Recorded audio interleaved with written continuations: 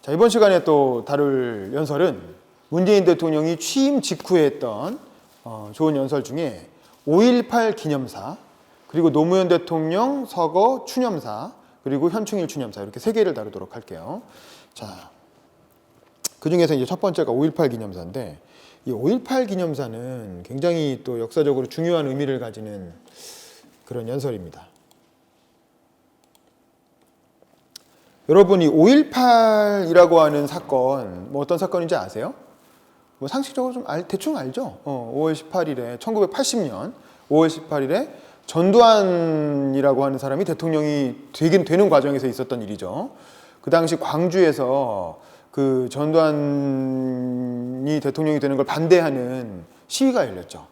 시위가 열렸는데 그걸 전두환 정권에서, 아직은 전두환 대통령이 되기 전이었는데, 그때 이제 계엄사령부에서 어떻게 했습니까? 전방에 있던 공수부대를 후방으로 빼가지고 그 지역에서 이제 전두환 물러나라 라고 이제 외치는 시위대를 향해서 어떻게 했어요? 총을 쐈죠. 요즘 홍콩에서 뭐 경찰이 시위대에 총 쏴갖고 뭐 사람이 뭐 중상을 입었네 뭐 이런 기사가 나오잖아요. 근데 이제 그건 경찰이 쏜 거고, 이건 누가 쐈다는 거야? 군인들이 쐈다는 거야. 공수부대가.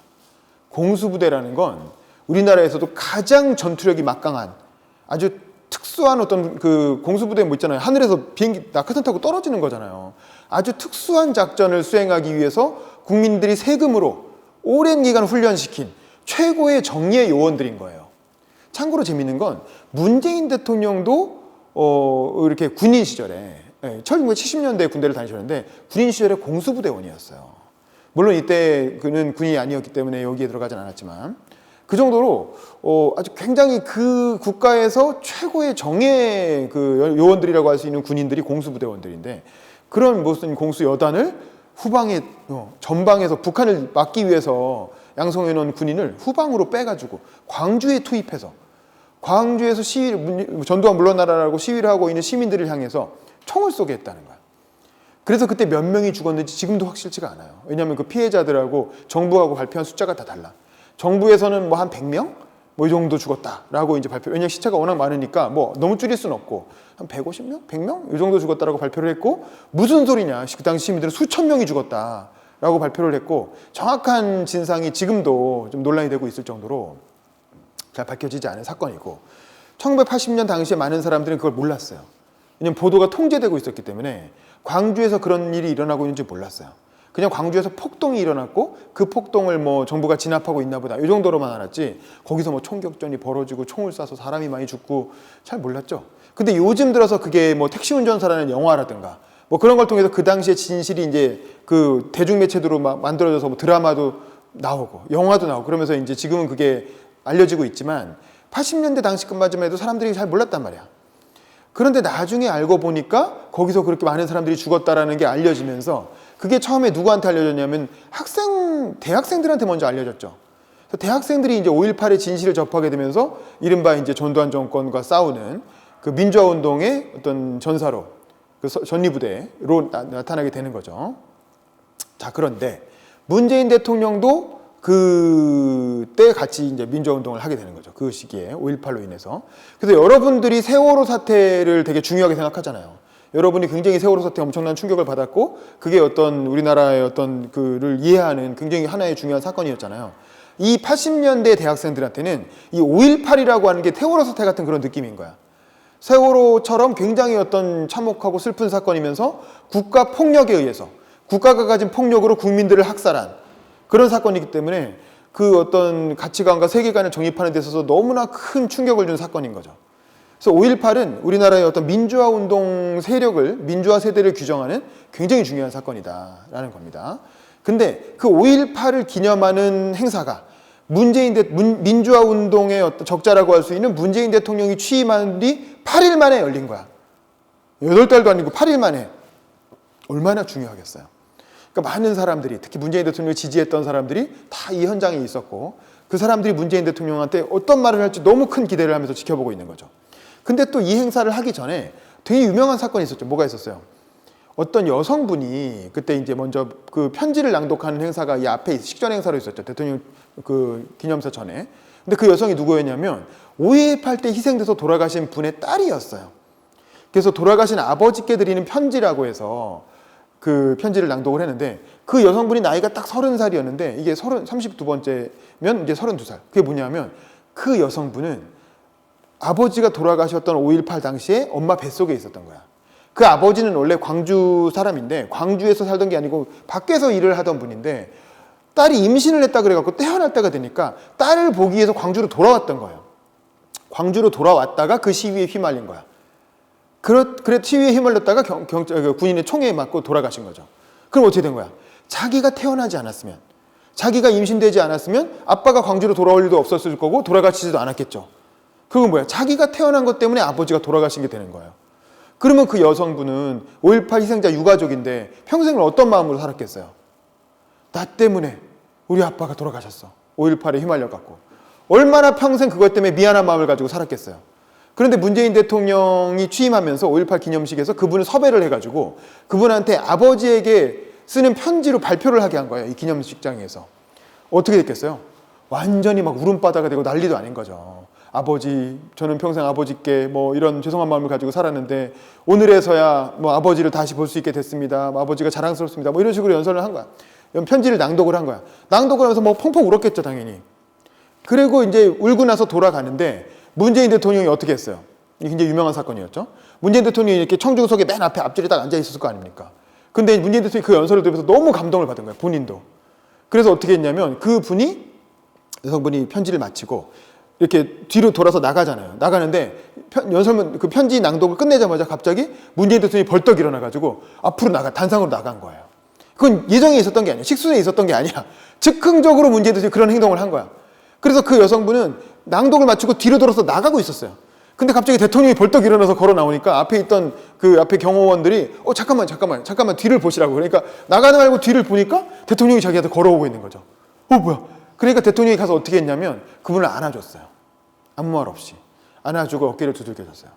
그게 전국의 생방송으로 나간 거예요. 생중계로. 많은 사람들이 깜짝 놀란 거예요. 그러니까 이게 마치 그 돌아가신 아버지가 그 다시 돌아오셔갖고 위로해 준 것처럼, 그런 마침 연배도 대충 문재인 대통령과 30대 그 따님의 나이가 대충 그 정도 되잖아요. 그러니까 그런 분위기가 연출되면서 굉장히 큰 감동을 줬죠. 그게 문재인 대통령 초기에 지지율이 굉장히 크게 오르는 데에도 기여를 했고, 근데 그게 뭐 예정되거나, 저도 나중에 그 의전 담당하는 그 청와대 참모들 만나서 밥도 먹으면서 얘기를 들었거든요. 그 후일담 어떻게 된 거냐 물어봤는데 절대 식순에 없었다는 거예요. 식순에 있었으면 그런 식으로 진행할 수가 없다는 거죠. 그 사람이 뒤로 돌아서 나가고 있는데 뒤로 쫓아와서 대통령이 가고 경호원이 잠깐만요 하고 세워갖고 뒤를 돌아보고, 이런 일이 대통령 행사에서 있을 수가 없다는 거예요. 즉흥적으로 일어나는 사건이죠. 그건 대통령의 어떤 그런 성품을 느낄 수가 있는 거예요.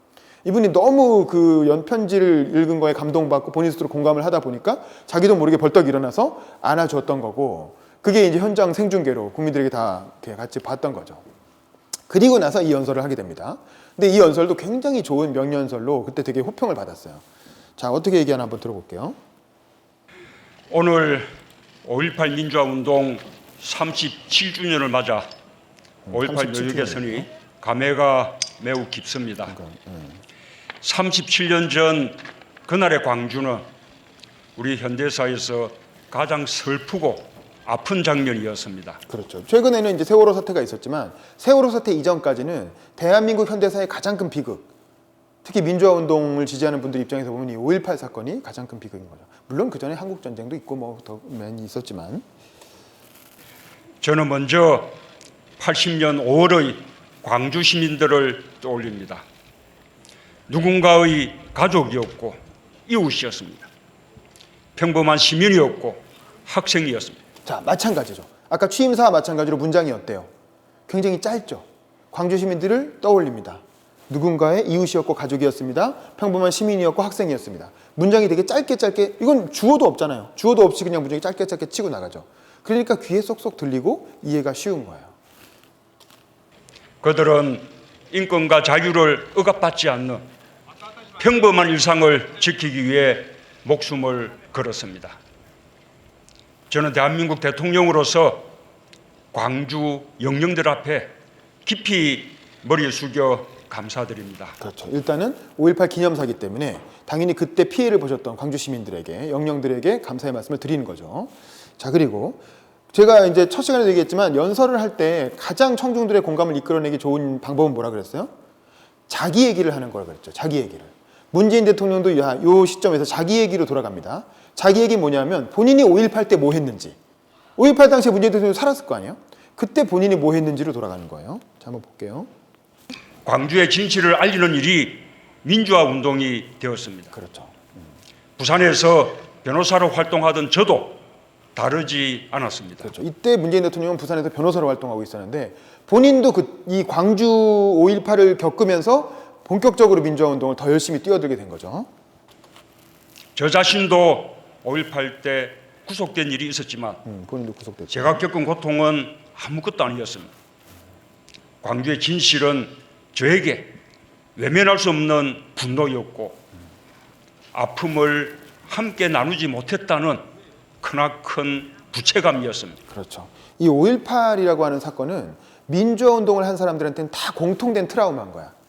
5.18 때문에 분노했고 5.18 때문에 저 광주 시민들이 군인들에게 학살당할 때 우리는 그런 일이 있는지도 몰랐고 제대로 도와주지도 못했고 그게 사실은 굉장히 큰 마음의 짐인 거죠.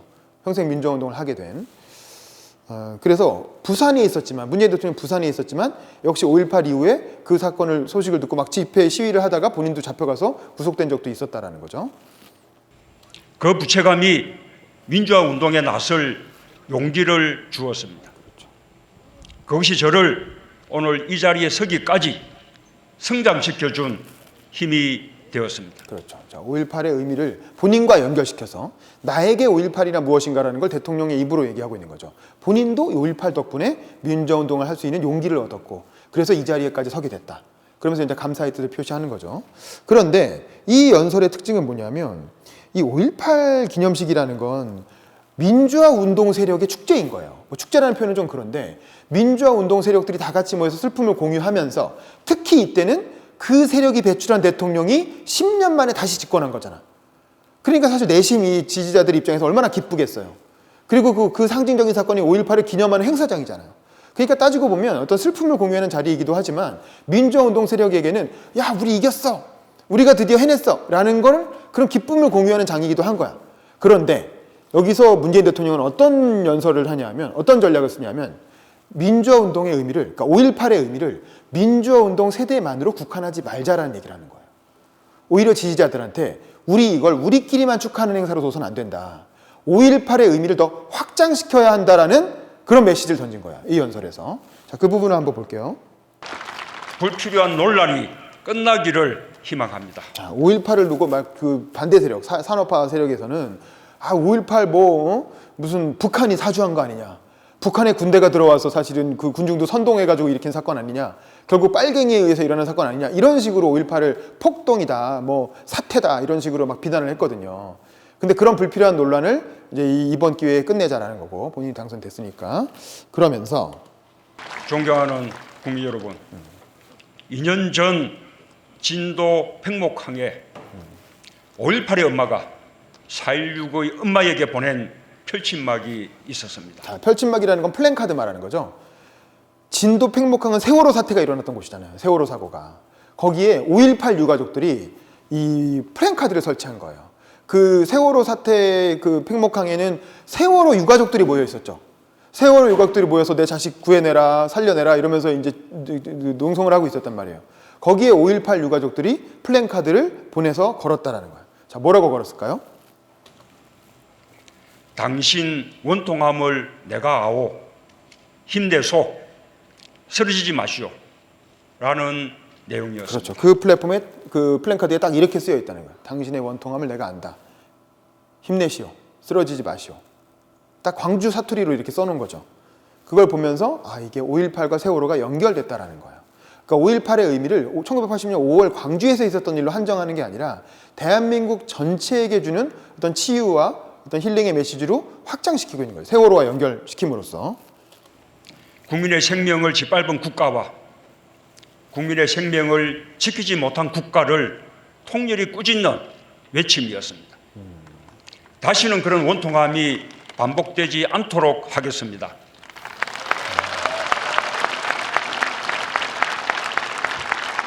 국민의 생명과 사람의 존엄함을 하늘처럼 존중하겠습니다. 좀 힘드셨어요.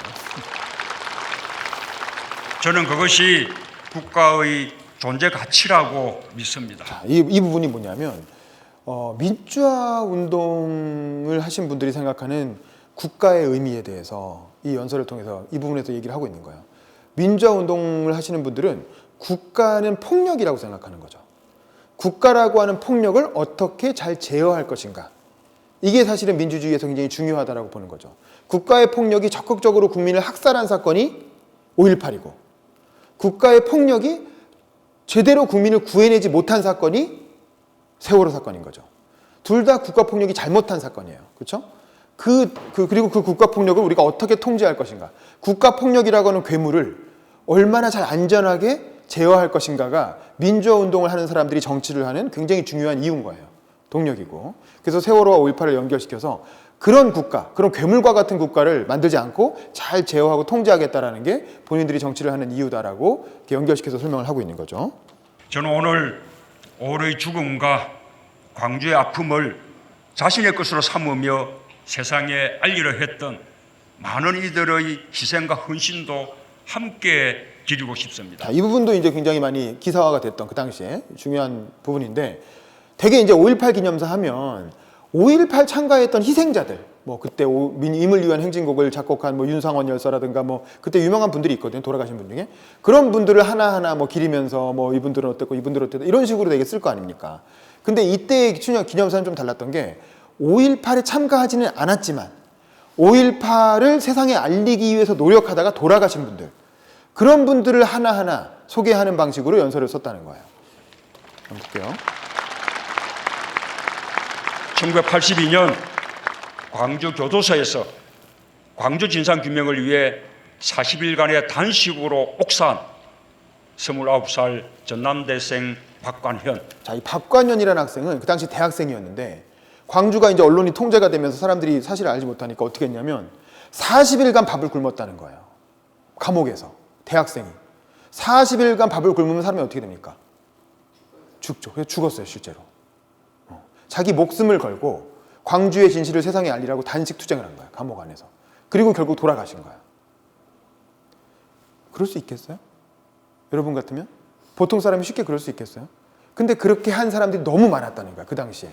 그 사건이 너무나 큰 충격이었기 때문에 자기 목숨을 던져서라도 그거의 진실을 밝히기 위해서 노력한 사람들이 이렇게 있었다는 거죠. 박관현 씨가 그랬다는 거고. 또 1987년 광주 사태 책임자 처벌을 외치며 분신 사망한 25살 노동자 표정두. 자, 표정두라고 하는 사람은 그냥 직장인이었어요. 노동자였는데 광주 사태의 진실을 알려라라고 외치면서 분신을 해서 사망했다. 분신이라는 게 뭐예요? 몸에 불을 붙이는 겁니다. 전태일 열사 아시죠? 전태일 열사가 분신을 하신 걸로 되게 유명하잖아요. 광주 사태의 진실을 알리라면서 몸에 기름을 붓고 불을 지핀 거예요. 사실 굉장히 끔찍한 사건이죠. 근데 오죽하면 그렇게까지 했겠는 얘기예요. 오죽하면. 그냥 일반 직장인이, 평범한 노동자가. 그만큼 광주라는 게 1980년대에 얼마나 큰 상처였고 트라우마였는지를 알 수가 있는 거죠.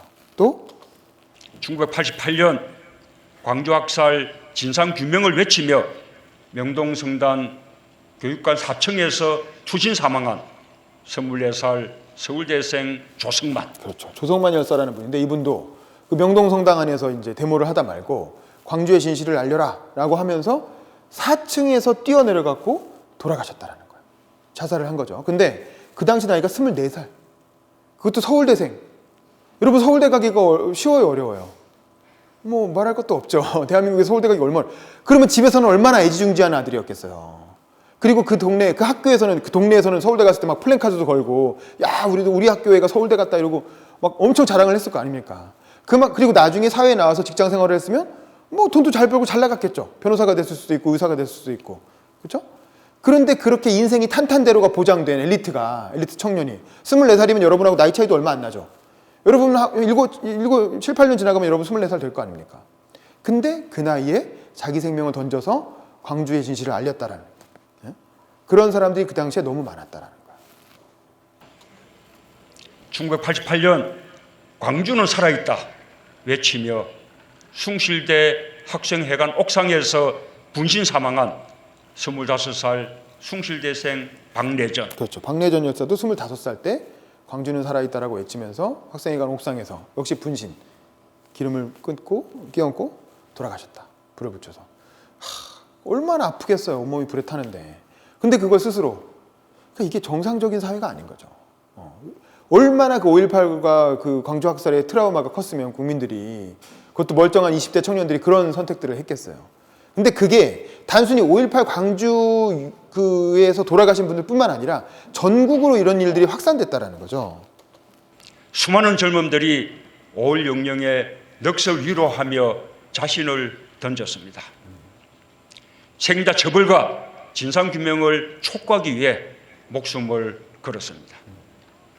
국가가 책임을 방기하고 있을 때 마땅히 밝히고 기억해야 할 것들을 위해 자신을 바쳤습니다. 진실을 밝히려던 많은 언론인과 지식인들도 강제 해직되고 투옥당했습니다. 그렇죠. 저는 5월의 영령들과 함께 이들의 희생과 헌신을 헛되이 하지 않고 더 이상 서러운 죽음과 고난이 없는 대한민국으로 나아가겠습니다. 눈물을 흘리네요. 참이 거짓을 이기는 대한민국으로 나아가겠습니다. 그렇죠. 참이 거짓을 이긴다는 표현도 언제 많이 나왔어요? 촛불 집회 때 많이 나왔었죠. 세월호 관련된 촛불 집회나 탄핵 전국에서 집회에서 많이 나왔던 표현이죠. 근데 그것도 5.18 기념사에 그대로 집어넣어가지고 되게 문학적으로 연설문을 승화시키고 있는 겁니다. 광주 시민들께도 부탁드립니다. 광주 정신으로 희생하며 평생을 살아온 전국의 5.18들을 함께 기억해 주십시오. 그렇죠. 그래서 지금까지는 광주 시민들은 5.18의 피해자고 희생자였단 말이야. 항상 희생자 프레임, 피해자, 사회적 약자 프레임으로 봤다는 거죠. 광주 시민들을. 그런데 이제는 더 이상 광주 시민들이 그러지 말고 이 사회에 어떤 다른 상처받은 사람들, 다른 피해본 사람들까지도 이끌어주는 그런 어떤 리더로 나서달라는 얘기를 하고 있는 거예요. 광주 시민들에게 당부하는 말이 나오는 거죠. 이제 차별과 배제, 총칼의 상흔이 남긴 아픔을 딛고 광주가 먼저 정의로운 국민 통합에 앞장서 주십시오. 그렇죠.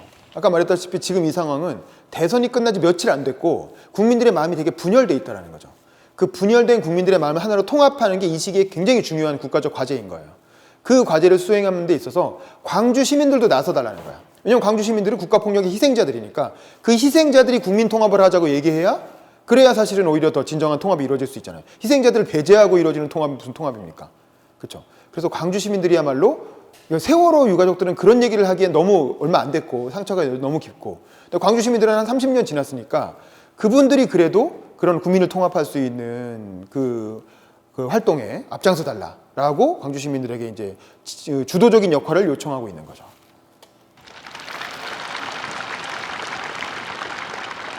광주의 아픔이 아픔으로 머무르지 않고 국민 모두의 상처와 갈등을 품어 안을 때 광주와 내민소는 가장 질기고 강한 희망이 될 것입니다. 그래서 5.18의 희생자, 우리가 사회적 약자로만 생각했던 광주 시민들이 오히려 국민을 통합하는 그런 어떤 그 국민 통합을 리드하는 역할을 할 수 있다라는 그런 요청을 하는 거고, 그런 정당성이 있기 때문에 더 국민 통합에, 정의로운 국민 통합에 앞장설 수 있다라는 얘기를 하신 겁니다.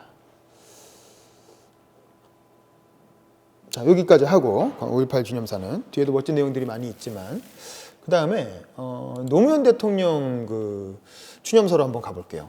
이것도 마찬가지인데 이 연설은 노무현 대통령이 돌아가시고 나서 문재인 대통령이 처음으로 노무현 재단 이사장을 했었어요.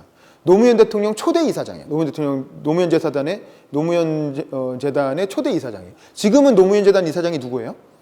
누굽니까? 그렇죠. 여러분이 아는 바로 그 유시민 씨가 지금 노무현 재단 이사장이죠. 문재인 대통령 후임자인 거죠. 근데 이제 초기 이사장이 이분이었는데, 문재인 대통령이 이사장으로서 당연히 노무현 대통령 서거 1주기, 2주기, 3주기 행사를 할 때마다 매번 참석을 했겠죠. 그리고 대선 기간에도 한번 참석을 하면서 내년에는 자기가 대통령이 돼서 현직 대통령으로서 이 자리에 오겠다라고 몇 번 공약을 했었어요. 근데 이제 그 공약을 지키고 드디어 봉화마을에서 노무현 대통령 서거 기념식을 하게 된 겁니다. 자, 여기서 무슨 얘기를 하나 한번 이것도 들어. 이것도 문장이 굉장히 좋고 특히 결론 부분에 되게 울림이 있는 메시지가 있었어요. 8년의 세월이 흘렀는데도 이렇게 변함없이 노무현 대통령과 함께 해주셔서 뭐라고 감사 말씀드릴지 모르겠습니다. 자, 이건 뭐냐면 이제 노무현 대통령 돌아가지고 8년이 지난 다음에 이 기념식을 하는 거죠. 근데 문재인 대통령이 대통령 되고 나서 처음 이 자리에 온 거예요.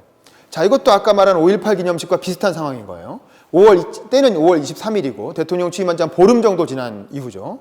자, 이 자리에 모인 사람들은 이른바 친문 세력이라고 하는 사람들이죠. 이른바 이제 노무현 대통령과 친했고 문재인 대통령을 지지하는, 그래서 이 문재인 정부 등장에 가장 큰 공을 세운 사람들이에요. 그 현역 정치인들도 있고 노무현 대통령과 친했던 뭐 시민운동하신 분들도 있고 뭐 노사모라고 제가 그때 얘기했던 팬클럽 회원들도 있고 그런 사람들이 막 수천 명이 이 자리에 모여 있는 거야. 이 사람들 마음속으로 얼마나 좋겠어요. 야, 드디어 우리가 10년 만에 다시 정권 잡았어. 해냈어. 이제 노무현 대통령 죽인 저 나쁜 놈들한테 복수해야지. 이러면서 막 이제 부글부글 뭐 이렇게 끓고 있을 거 아닙니까? 그 축제의 장, 어떻게 보면 서거니까 노무현 대통령 서거를 슬퍼하는 자리이기도 하지만 한편으로는 또 축제의 장이기도 한 거야. 그 자리에 문재인 대통령이 와서 이제 기념사를 하는 거예요. 그럼 어떻게 될까요? 여러분, 드디어 우리가 이겼습니다. 노무현 대통령의 원한을 풉시다.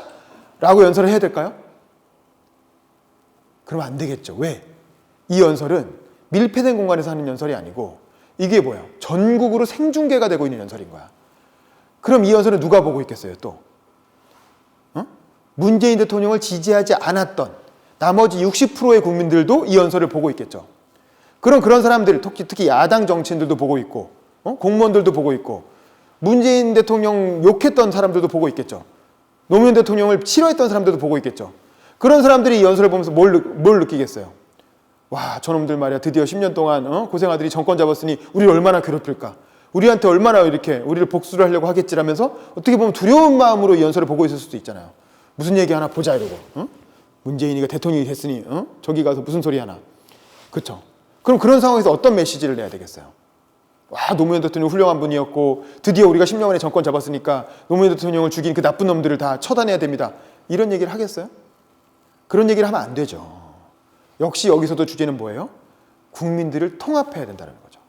이 진보와 보수, 민주화 세력과 산업화 세력, 또는 친문 세력과 이명박 박근혜 혹은 박정희 지지 세력으로 갈려져 있는 국민을 하나로 통합해야 된다. 오히려 노무현 대통령 시절에 했던 잘못을 우리가 반복해서는 안 된다. 그런 자기 성찰과 자기들의 어떤 그 한계를 극복하자는 내용의 연설을 하게 되는 겁니다. 자, 보세요. 어떻게 얘기하시는지. 제가 대선 때 했던 약속, 오늘 이 추도식에 대통령으로 참석하겠다고 한 약속을 지킬 수 있게 해주신 것에 대해서도 깊이 감사드립니다. 여기까지 되게 좋은 얘기죠. 사람 많이 왔어요. 뭐 엄청나게. 이게 봉화마을이에요, 여기가. 노무현 대통령님도 오늘만큼은 여기 어디에선가 우리들 가운데서 모든 분들께 고마워하면서 야, 기분 좋다 하실 것 같습니다. 자, 잠깐만 보세요. 요게 뭐예요, 요거? 요 좌우에 있는 거? 요거랑 요거. 이게 뭐야? 요거. 이게 프롬프터예요. 이게 이게 풀샷으로 찍으니까 이게 나오는 거죠. 이게 원래 보면 실 투명해요. 이 뒤쪽은 하얀데 이쪽에서 보면 투명하고 여기로 글자가 올라가고 있는 거야. 여기로 올라가고 있는 거야. 그래서 연 대통령이 여기 한 번 보고 여기 한 번 보고 그러면서 이렇게 얘기하면 실제로는 안 보고 하는 것처럼, 방송은 여기만 딱 이렇게 여기만 비치니까 안 보고 하는 것처럼 보이는 거죠. 그리고 노무현 대통령 이렇게 편말을 옆에 등신대를 저 옆에서 세워놨죠. 실제 크기 모양으로 만들어서. 그리고 방금 전에 얘기한 야, 기분 좋다라는 건 노무현 대통령이 실제로 했던 말이에요. 노무현 대통령이 퇴임하고 봉화마을에 내려가서 주민들하고 만나서 이제 처음으로 한 말이에요. 한 말씀 해주시죠 그랬더니 제가 오늘 한 말씀 해도 되겠습니까? 지금 제 기분을 그대로 얘기할까 그랬더니 야, 기분 좋다 이러면서 얘기한 거예요. 그러니까 사람들이 다 박수치고 좋아했죠. 그때까지만 해도 노무현 대통령 되게 퇴임하고 돌아와서 분위기 좋을 때였죠. 이후에 기쁜 소회를 얘기하셨는데, 근데 그렇다고 너무 이제 노무현 대통령 칭찬만 할 수가 없으니까 자, 뒤에 가면 아까 얘기했던 그 반성과 성찰하는 내용이 나옵니다. 지켜주지 못해 미안한 마음을 이제 가슴에 묻고 다 함께 나라다운 나라를 만들어 봅시다.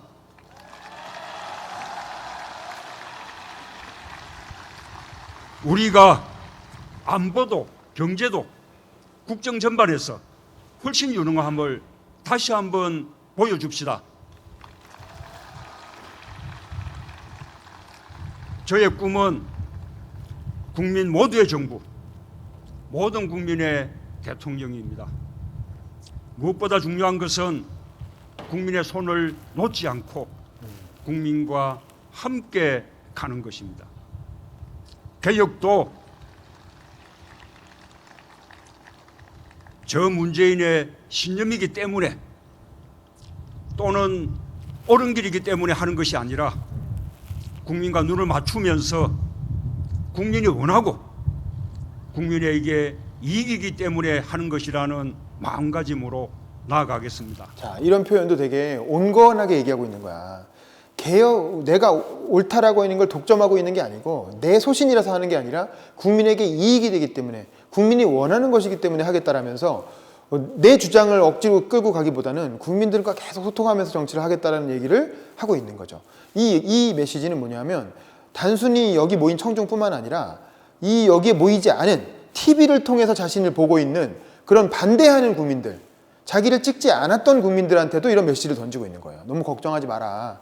내가 뭐 노무현 대통령의 유지를 이어가지고 막 복수하고 그냥 노무현 대통령 때 약간 그런 비판을 많이 받았거든요. 국민은 원치도 않는데 노무현 대통령이 갑자기 자기가 하고 싶은 걸 막 하겠다고 뭐 이것저것 추진하고 뭐 한미 FTA 추진하고 대연정 추진하고 그러면서 약간 비판을 많이 받았거든요. 근데 이제 그렇게 하지 않겠다라는 이제 그런 얘기를 하고 있는 거죠. 그리고 또 국민이 앞서가면 더 속도를 내고 국민이 늦추면 소통하면서 설득하겠습니다. 문재인 정부가 못한 일은 다음 민주정부가 이어나갈 수 있도록 단단하게 개혁해 나가겠습니다. 자, 여기서 포부를 밝혔고요. 노무현 대통령이 자, 이 부분부터가 중요합니다. 여기서부터는 이제 자기가 어떻게 하겠다는 얘기를 쭉 하고 나서 노무현 대통령님한테 직접 하는 말이에요. 돌아가신 노무현 대통령님이 있다고 생각하고 그분한테 직접 하는 말인데 뭐라고 하는지 잘 들어보세요. 당신이 그립습니다. 보고 싶습니다. 하지만 저는 앞으로 임기 동안 대통령님을 가슴에만 간직하겠습니다. 현직 대통령으로서 이 자리에 참석하는 것은 오늘이 마지막일 것입니다. 그렇죠. 이게 현직 대통령으로서 노무현 대통령 서거 추도식에 오는 건 오늘이 마지막이다. 그러니까 임기 첫 해에만 한 번 오고 그다음부터는 안 가겠다고 한 거예요. 왜? 이건 자기 너무 지지자들만을 위한 잔치잖아. 그러니까 이미 대통령이 됐으면 전 국민의 대통령이기 때문에 자기를 지지하는 친노 친문 세력만을 위한 행사에 자꾸 모습을 볼 수가 없는 거예요. 그리고 국민들이 실망하고 상처받고 뭐야 쟤네는 쟤네끼리만 해먹으려고 하잖아. 이렇게 생각할 수가 있잖아요. 그래서 이건 아무도 예상하지 못했어요. 이런 말을 할 거라고는 그 당시 언론도 그렇고 이렇게 다 보게 된 거예요. 당연히 이제 왜냐면 요거 한번 할 때마다 내려가서 지지자들끼리 집회 부흥 집회 하듯이 막 그렇게 잔치하고 뭐 5년에 한 번씩 1년에 한 번씩 5년 동안 계속 그럴 줄 알았는데 딱 이번 한 번만 내려오고 나머지 임기 동안 더 이상 오지 않겠다라고 이날 선언을 한 거죠. 그래서 이게 많은 사람들한테 저분이 정말 진정성을 가지고 국민을 위한 정치를 하려고 하는구나라는 메시지를 이제 던지게 되는 이제 그런 표현인 거죠. 이제 당신을 온전히 국민께 돌려드립니다.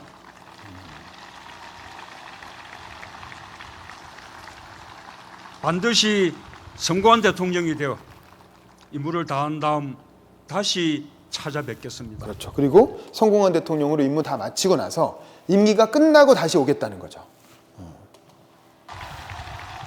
그제서야 이제 박수 치는 거예요, 사람들이. 그때 다시 한번 당신이 했던 그 말, 야 기분 좋다, 이렇게 환한 웃음으로 반겨주십시오. 그렇죠. 야 기분 좋다라는 말을 앞에 한 번 쓰고 뒤에 또 쓰고 있죠. 이거 노무현 대통령이 퇴임하고 나서 봉하마을에서 했던 말이기 때문에 일부러 다시 한번 써준 거예요.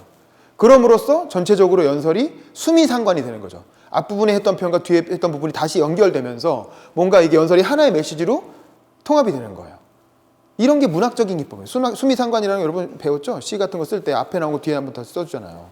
그러니까 이게 이제 그 신동호라고 하는 시인 출신의 연설비서관이 썼기 때문에 이런 식의 표현들이 많이 나온다는 거죠.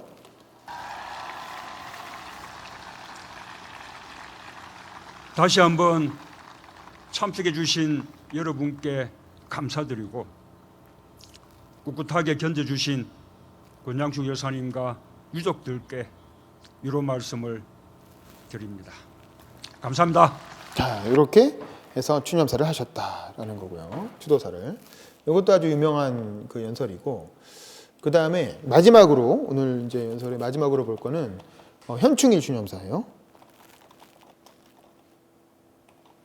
근데 현충일 추념사는 매년 하는 거라 이게 뭐 워낙 많이 있는데 그 중에서도 2년 전에 했던 거, 2년 전에 했던 취임한 직후에 한 현충일 추념사가 특히 이슈가 됐죠.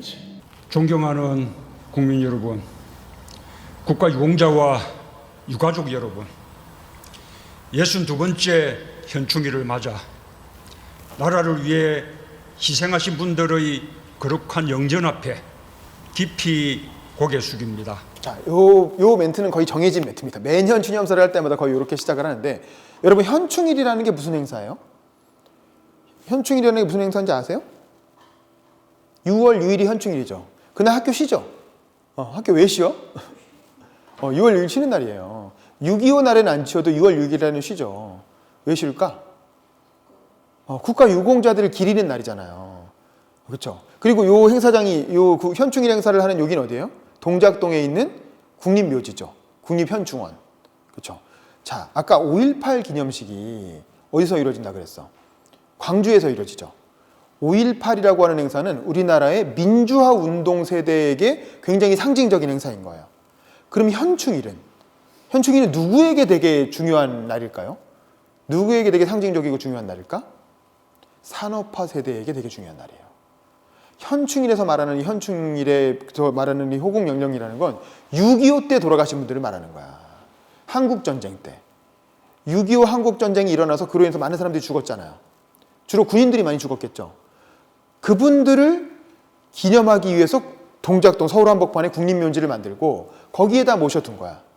그리고 이 현충일을 만든 사람은 누구겠어요? 현충일을 국가기념일을 제정해서 계속 기여온 사람은 누구겠어요? 이승만 대통령과 박정희 대통령이에요. 특히 국립현충원은 누구 때 조성했냐면 박정희 대통령 때 사실상 조성이 됐습니다. 지금도 동작동에 있는 현충원 혹시 가본 사람 있어요? 현충원 가보면 위로 꼭대기로 제일 올라가면 그 현충원이 이렇게 타원형으로 이렇게 돼 있잖아요. 올라가 봤어? 되게 힘들죠. 6월이면 되게 더울 때인데, 자, 이 현충원이 이렇게 여기가 입구면 여기가 정문이면 이렇게 타원형으로 돼 있거든요. 산 꼭대기에 올라가요. 근데 이 현충원에서 제일 명당이라고 해야 될까? 제일 좋은 자리가 어디겠어요? 아무래도 산으로 이렇게 올라가는 그 지형이니까 어디가 제일 좋은 자리겠어? 제일 꼭대기가 좋은 자리겠죠? 제일 꼭대기 자리에 누구 무덤이 있을까? 여기가 바로 박정희 대통령 무덤이 있습니다. 제일 크고 우람하게 딱 현충원의 제일 꼭대기에서 박정희 대통령이 내려다보고 있는 구조예요. 산 꼭대기 위에서. 그리고 박정희 대통령과 함께 묻힌 사람이 누구야? 유경수 여사. 유경수 여사 박정희 대통령 부인이죠. 암살돼서 먼저 돌아가셨잖아요. 그 기념식 때 총 맞아서.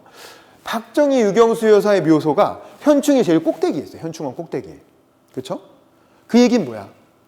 산업화 세대의 어떤 호국연령, 6.25 때 돌아가신 분 포함해서 이분들을 박정희 유경수 여사가 내려다보고 있는 구조예요. 현충원이라는 게. 설계 자체가 그렇게 되어 있어. 그러면 이승만 대통령 묘역은 어디 있을까요? 그 밑에 이렇게 좀 걸어 내려오다 보면 여기 어디쯤에 이승만 묘역이 있어. 그리고 김대중 대통령 묘역이 여기 어디쯤에 있어요. 내려오다 보면. 김영삼 대통령도 아마 여기 어딘가에 있을 거야. 그러니까 박정희 대통령 묘역에 비하면 이승만, 김대중, 김영삼은 되게 작아요. 묘역 자체가 되게 조그맣게 조성되어 있어요. 전두환 노태우는 아마 대통령직 그 예우를 박탈됐기 때문에 아마 여기 안 묻힐 것 같아요. 다른 데로 가실 것 같은데 아직 돌아가지 않았지만.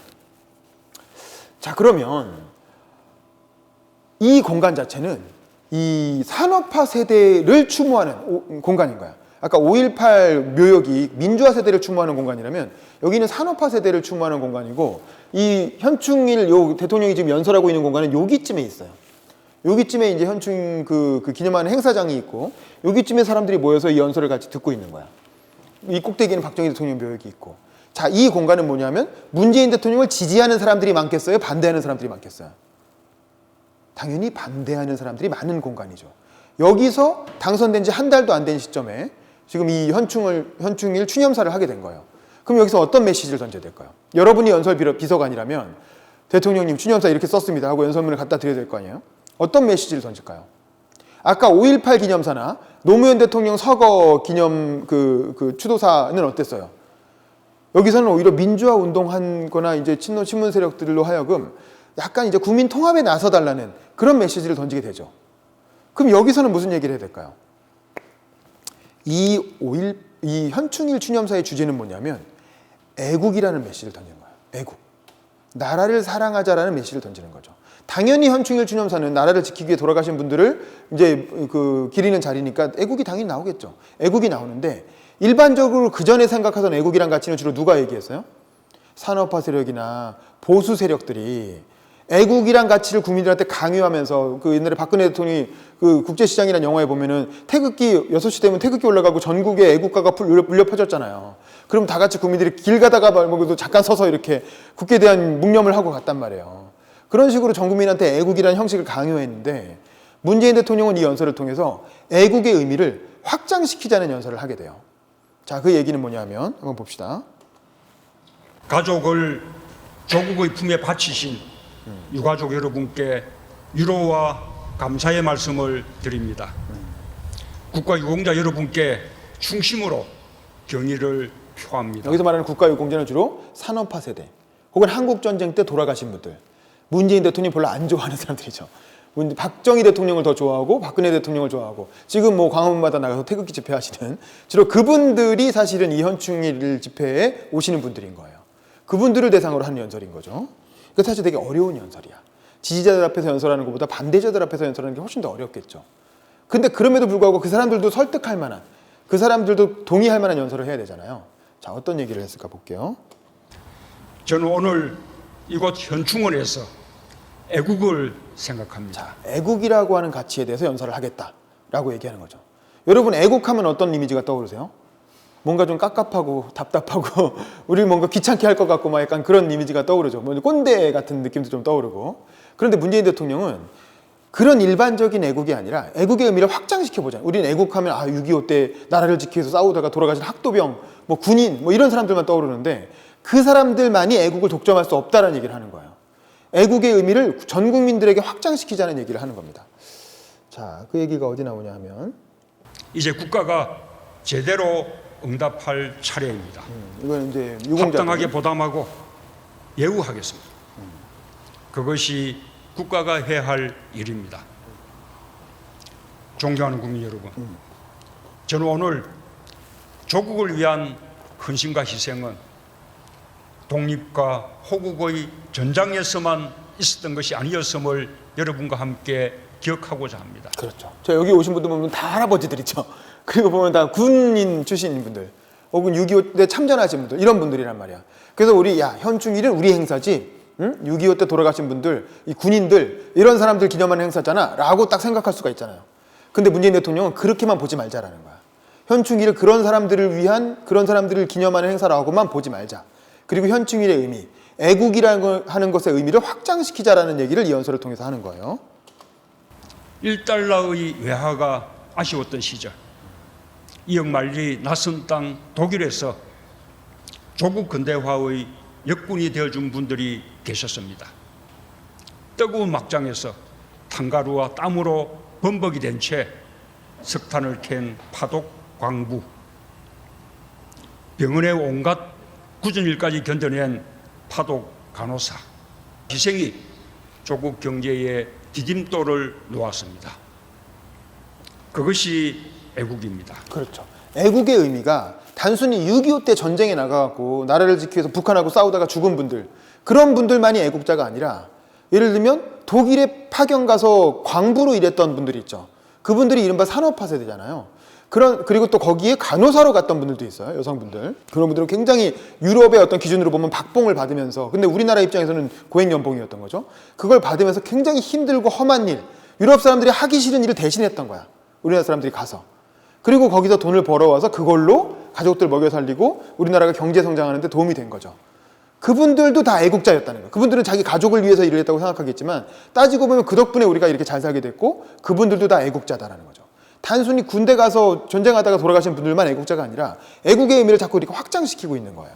또 청계천변 다락방 작업자, 천장이 낮아 허리조차 펼 수 없었던 그곳에서 젊음을 바친 여성 노동자들의 희생과 헌신에도 감사드립니다. 자, 이건 뭐냐면 여러분 청계천 하면 떠오르는 사람이 있죠.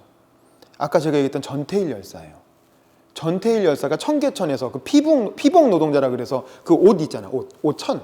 이게 천 만드는 거 미싱하고 그런 거 하고 그런 그 젊은 여성 노동자들과 같이 활동을 하다가 왜 이렇게 월급을 짜게 주냐? 왜 제대로 된 근무 시간, 휴식 시간을 보장하지 않느냐? 그런 걸 가지고 문제 제기하다가 근로기준법 갖고 가서 관청에 가도 얘기해보고 경찰한테도 얘기해보고 노동부도 찾아가서 얘기해봐도 법에 다 이렇게 하면 안 된다고 적혀있는데 지키지를 않는 거야. 이놈의 기업도 안 지키고 정부도 별로 지키려는 의지가 없고. 그래서 전태일 열사가 어떻게 했어요? 아까 말한 것처럼 자기 몸에 기름을 붓고 신나를 붓고 근로기준법을 준수하라. 근로기준법을 고쳐라 이게 아니야. 있는 법을 준수하라 이거야. 근로기준법을 준수하라라고 외치면서 이렇게 분신을 한 거예요. 불을 댕겨갖고 분신을 해서 돌아가셨단 말이에요. 근데 그분들도 애국자였다라는 거야. 그 전에 군사정권은 불평분자고 저놈들은 쓸데없이 산업화에 발목이나 잡는 놈들이고 경제성장에 발목 잡는 사람들이라고 비판을 했지만 사실은 그분들도 더 좋은 나라를 만들기 위해 노력하신 분들이었고 그분들도 애국자였다는 거예요. 그러니까 애국의 의미를 산업화 세대나 군인들이나 이런 사람들만 독점하는 게 아니라 아주 일반적인 평범한 서민들, 우리 국민들도 다 자기 나름의 방식으로 애국을 해왔다는 것을 강조하고 있는 거죠. 재봉틀을 돌리며 눈이 침침해지고 실밥을 뜯으며 손끝이 갈라진 그분들입니다. 애국자 대신 여공이라고 불렸던 그분들이 한강의 기적을 일으켰습니다. 그것이 애국입니다. 자, 여기도 마찬가지로 그것이 애국입니다라는 말이 반복되죠. 이게 이제 대꾸를 계속 이루는 거야. 문학적으로 그것이 애국입니다. 하나 설명하고 화독광부 이렇게 간호사 설명하고 그것이 애국입니다. 또 청계천에서 피복 노동을 했던 이른바 여공들 그것이 애국입니다. 자꾸 이렇게 그것이 애국입니다라는 말을 반복하면서 애국의 의미를 자꾸 확장시키고 있는 겁니다. 그리고 표현들이 굉장히 구체적이죠. 이런 것들도 이게 연설만 들어도 그 청계천에서 그 낮은 천장 밑에서 미싱을 돌리면서 일하고 있는 여공들의 모습이 그대로 그려지잖아요. 이런 게 문학적인 표현이라는 거야. 이렇게 함으로써 연설만 들어도 그 상황이 그 머릿속에 그려지게끔. 이제는 노인이 되어 가난했던 조국을 온몸으로 감당했던 시절을 회상하는 그분들께 저는 오늘 정부를 대표해서 마음의 훈장을 달아드립니다. 그렇죠. 그 파독 광부나 간호사 또 청계천 피복 노동자로서 일했던 여공들 이런 분들이 다 이제 노인, 할아버지, 할머니가 됐잖아요. 그분들을 다 찾아내서 다 훈장을 드리고 싶지만 그럴 수 없으니 제가 오늘 현충일 추념사를 통해서 마음의 훈장을 달아드리겠다. 이런 것도 다 문학적 표현이죠. 실제로 뭐가 있는 마음의 훈장이라는 게 있는 게 아니잖아요. 근데 문학적으로 그렇게 위로를 해드리고 말로 위로를 해드리고 있는 거예요. 그럼으로써 여러분들이 다 사실은 애국자였다라고 말하고 있는 거죠. 존경하는 국민 여러분, 국가 유공자와 유가족 여러분, 애국은 오늘의 대한민국을 있게 한 모든 것입니다. 국가를 위해 헌신한 한 분 한 분이 바로 대한민국입니다. 그렇죠. 국가를 위해 헌신한 한 명 한 명이 다 대한민국이다. 그러니까 애국은 이퀄 대한민국. 이렇게 해서 우리 모두가 애국자다라는 의미로 애국의 의미를 확장시키고 있는 겁니다.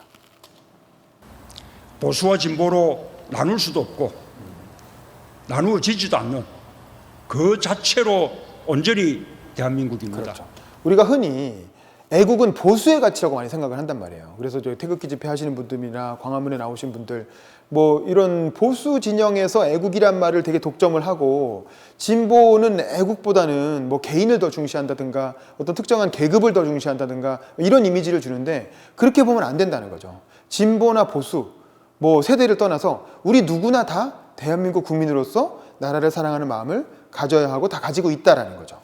그래서 애국이란 가치를 특정 세력의 어떤 가치로 그렇게 국한시키지 말자라는 얘기를 하고 있는 겁니다.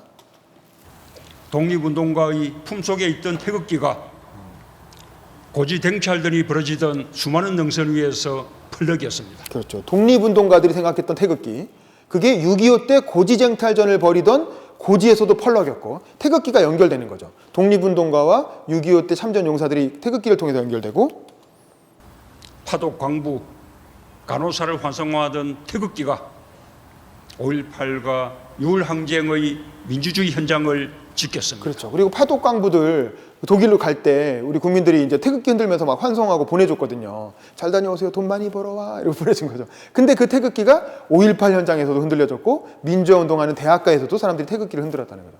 그러니까 태극기라는 건 어떤 특정 세력의 가치가 아니라는 거야. 지금 마치 태극기 부대라 그래갖고 박근혜 대통령 지지하는 사람들만 태극기를 들고 다니는 것 같잖아요. 근데 문재인 대통령은 그렇게 보지 말자는 거죠. 태극기는 대한민국을 상징하는 국기고 진보 보수할 것 없이 누구나 다 태극기를 썼다는 거야. 그러니까 이건 특정 세력의 전유물이 될 수가 없다는 거죠. 서해 바다를 지킨 용사들과 그 유가족의 마음에 새겨졌습니다. 그렇죠. 서해 바다는 이제 연평해전 동에서 우리 또 천안함 이런 걸 통해서 또 장병들이 최근에 많이 죽었잖아요. 그분들도 마음속에 태극기를 가지고 있었다라는 거죠. 애국하는 방법은 달랐지만 그 모두가 애국자였습니다. 그렇죠. 그래서 그런 사람들 모두가 다 방법은 달라도 다 같은 애국자다. 그러니까 서로 너는 애국자고 너는 애국자가 아니고 이런 식으로 서로 비난하지 말자. 싸우지 말자. 그리고 우리가 하나의 국민으로 통합돼야 된다. 그런 메시지를 이 연설을 통해서 던지고 있는 겁니다. 새로운 대한민국은 여기서 출발해야 합니다.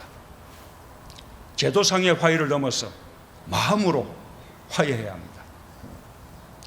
빼앗긴 나라를 되찾는데 좌우가 없었고 국가를 수호하는데 노소가 없었듯이 모든 애국의 역사 한복판에는 국민이 있었을 뿐입니다. 자, 빼앗긴 나라를 되찾는데 좌우가 없고, 그렇죠?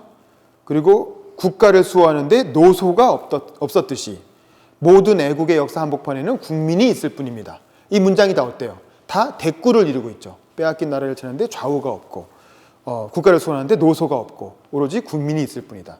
이게 다 문학적으로 문장을 더 아름답게, 더 설득력 있게 만들기 위해서 굉장히 이렇게 비유와 대꾸, 대조 이런 것들을 활용해 가면서 문장을 구성했다. 그래서 이게 문학적으로 잘 쓰여진 명연설이다 라고 얘기를 하고 있는 거예요. 메시지도 굉장히 좋고. 저와 정부는 애국의 역사를 존중하고 지키겠습니다. 대한민국을 지키기 위해 공헌하신 분들께서 바로 그 애국으로 대한민국을 통합하는 데 앞장서 주시기를 간절히 부탁드립니다. 자, 아까는 5.18 유가족들이 정의로운 국민 통합을 위해 앞장서 달라고 부탁했죠. 근데 이번엔 어때요? 대한민국을 지키는 데 앞장선 그분들이 그 애국의 마음으로 국민을 통합하는 데 앞장서 달라고 얘기하고 있죠.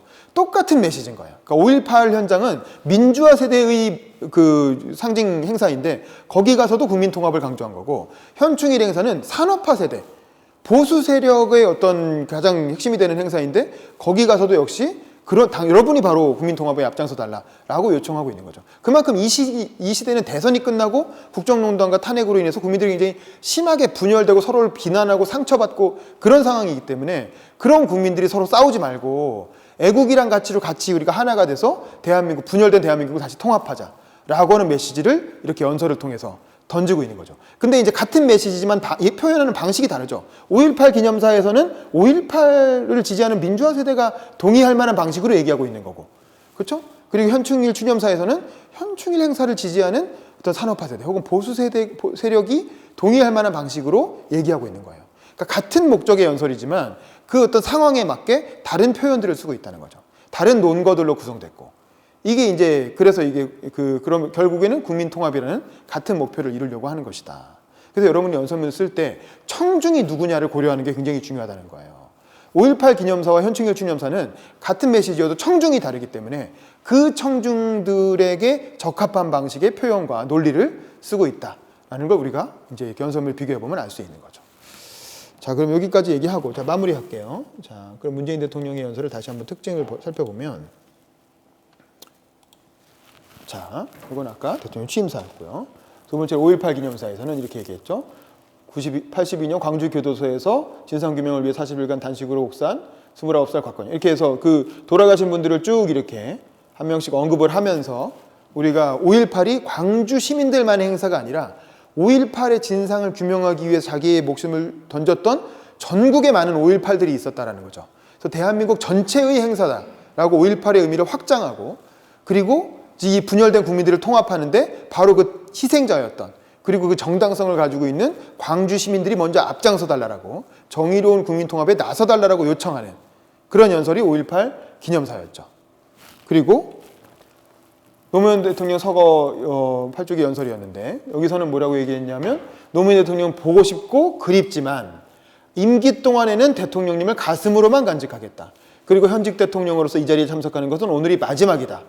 이제 당신을 온전히 국민들께 놓아드린다. 그래서 반드시 성공한 대통령이 되어서 임무를 다한 뒤에 다시 찾아오겠고, 다시 한번 당신이 했던 그 말, 야 기분 좋다를 이렇게 환한 웃음으로 저를 반겨달라라고 이제 연설을 하고 있죠. 이거는 핵심 지지층, 자기를 대통령으로 만들어준 핵심 지지층한테 하는 얘기인 거죠.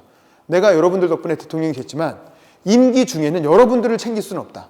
여러분들만을 챙길 수는 없다. 그래서 앞으로 더 이상 이 행사 안 오겠다라고 얘기를 한 거예요. 어떻게 보면 그 핵심 지지층 입장에서는 되게 섭섭할 수도 있죠. 아니 우리가 그렇게 열심히 지지를 해서 당신을 대통령을 만들어놨는데 5년 내내 와야지. 5년 내내 와서 계속 우리를 축하해줘야지. 어떻게 한 번만 오고 안 오겠다고 할 수 있어. 섭섭할 수 있지만, 그럼에도 불구하고 국민을 통합하기 위해서는 오히려 핵심 지지층을 뒤로 밀어야 되는 거예요. 뒤로 밀고, 왜냐면 이 연설은 국민들이 다 같이 보고 있는 연설이기 때문에 국민들에게 그렇게 메시지를 던지는 거죠. 내가 핵심 지지층이 아니라 국민 전체를 위한 정치를 하겠다라는 메시지를 이 기념사를 통해서 던진 거고요. 마지막으로 현충일 기념사는 문재인 대통령을 반대했던 사람들이 듣는 연설인 거예요. 문재인 대통령을 별로 좋아하지 않고 문재인보다 다른 사람을 찍었던 그런 유권자들을 향해서 애국의 의미를 통해서 그걸 확장시키고 있는 거죠. 외국은 오늘의 대한민국을 있게 한 모든 것입니다. 국가를 위해 헌신한 한 분 한 분이 바로 대한민국입니다. 진보와 보수로 나눌 수도 없고 나누어지지도 않는 그 자체로 온전한 대한민국입니다. 그래서 독립운동가의 품속에 있던 태극기가 6.25로 연결되고 파독광복, 산업화 세대의 태극기가 민주화 세대에게도 연결이 되는 거죠. 그래서 서해바다를 지켰던 현재의 젊은 군인들까지도 다 태극기의 마음을 갖고 있다는 거죠. 그래서 애국하는 방법은 달랐지만 그 모두가 애국자였다. 그러니까 나라를 지키기 위해 헌신했던 여러분이 바로 국민 통합에 앞장서 달라. 역시 이 연설의 메시지도 국민 통합인 거죠. 그래서 결국에는 이 취임한 직후에 2017년 5월 10일에 취임하고 6월 6일 현충일 추념사, 그리고 또 며칠 뒤에 6월 10일 60항쟁 이제 30주년 기념식이 있었는데 그날 했던 연설도 비슷한 맥락이에요. 근데 이제 그걸 하지 않는 이유는 민주화 그 5.18 기념사와 비슷한 맥락이기 때문에 굳이 또 추가하진 않았어요. 근데 어쨌든 이 핵심적인 지지층과 어떤 국민들을 대상으로 한 부분, 대한민국의 한 부분을 대표하는 국민들이죠. 그런 국민들을 대상으로 던지는 메시지에서 다 국민 통합을 강조하는 그런 연설을 또 굉장히 좋은 문장들로, 그 아까 말한 신동호 비서관이라는 그 등단한 시인이 굉장히 문학적인 어떤 기법들을 많이 활용해서 되게 짧게 치고 나가고, 그리고 문학적인 비유와 대꾸, 대조를 잘 활용한 멋진 문장들로 연설문을 썼다. 그래서 취임 한 달간 했던 이 5편의 연설이 굉장히 화제가 됐고, 연설을 할 때마다 언론에서 되게 호평을 받았고, 명연설이다라고 해서 국민들이 굉장히 지지하게 만들었던. 그래서 초창기 지지율을 80%까지 쫙 수직 상승시켰죠. 그러니까 당선될 때는 40%의 지지율로 당선된 대통령이 취임 한 달 만에 지지율이 80%까지 치솟은 거예요. 그건 대통령 취임 초기라 국민들이 기대하는 것도 있지만 이렇게 매번 행사 때마다 쏟아낸 명연설들이 국민들의 마음을 움직인 거죠. 그래서 국민의 대통령 지지율이 80%까지 치솟는 계기가 됐다라는 거죠. 이 당시에. 그래서 문재인 대통령 특징을 보면 타고난 달변가는 아니에요. 절대로 원래 말을 잘하는 사람은 아니야. 그런데 준비된 원고와 프롬프터를 활용해서 충실하게 원고의 내용을 잘 전달하는 사람이었다는 거죠. 그리고 이 시인 출신 연설비서관이 굉장히 문학적인 완성도가 높은 연설문을 써준 거예요. 그리고 또 촛불혁명을 거친 직후기 때문에 국민들의 눈높이가 굉장히 높았고 국민들이 요구하는 바에 아주 충실히 따르는 그런 내용으로 구성이 됐다는 거죠. 그리고 연설문의 메시지는 어떤 이 5편의 연설이 다 공히 진보나 보수 한쪽 편을 응원하는 연설이 아니라 진보와 보수를 다 아우르는, 그래서 국민을 통합해야 된다는 메시지를 던지는 그런 연설이었다는 거죠. 그리고 또 노무현 대통령을 승계했기 때문에 기본적으로 아주 핵심 지지층이 탄탄하게 있는 거야. 아까 노무현 대통령 서거 기념식에서 본 것처럼. 그러면서도 본인이 굉장히 소탈한 어떤 권위적이지 않고 되게 소탈한 스타일. 아까 말한 그 5.18 기념식에서 그 딸, 편지를 낭독한 딸을 갑자기 일어나가지고 쫓아가서 이렇게 안아준 것처럼 굉장히 소탈한 스타일을 가진 분이면서 또 인간적인 매력이 있는 사람이었다. 그래서 그런 문재인 대통령이 했던 연설이기 때문에 이 연설의 내용이 굉장히 국민들의 마음속으로 스며들면서 되게 훌륭한 명연설이다라고 받아들여지게 된 겁니다. 물론 이 연설이 나중에 진짜 뭐 몇십 년이 지나고 나서도 우리가 지난 시간과 지지난 시간에 김대중 대통령의 연설이나 노무현 대통령의 연설을 분석한 것처럼 그 이후에도 좋은 명연설로 기록될지 어떨지는 아직 몰라요. 왜냐하면 문재인 대통령의 임기가 남아있기 때문에 문재인 대통령의 임기뿐만 아니라 문재인 대통령의 인생이 남아있기 때문에 아직은 이 연설이 역사상 좋은 명연설로 끝까지 기록될지 어떨지는 모릅니다. 문재인 대통령이 임기를 잘 마치고 그리고 돌아가신 이후에야 문재인 대통령의 인생이 끝나봐야 이 연설이 정말 진정성을 담은 좋은 연설인지 아니면 그때 그 국면에서 잠깐 지지율을 반짝 끌어올리기 위해서 그냥 문장만 예쁘게 만든 연설인지는 그때 가봐야 알 수 있겠죠. 그래서 이 연설에 대한 평가는 아직은 완전히 끝나지 않은 거예요. 문재인 대통령의 정치인과 어떤 인생 자체가 끝나봐야 이 연설의 의미를 우리가 온전히 이해할 수 있을 것이다. 하지만 지금은 그냥 그 취임 직후 그 당시 상황으로 돌아가서 생각해 보면 그 한 달간은 굉장히 어떤 국민들에게 필요한 메시지였고 그걸 굉장히 좋은 연설문으로 잘 소화한 그런 연설이었다라고 얘기를 할 수가 있겠습니다.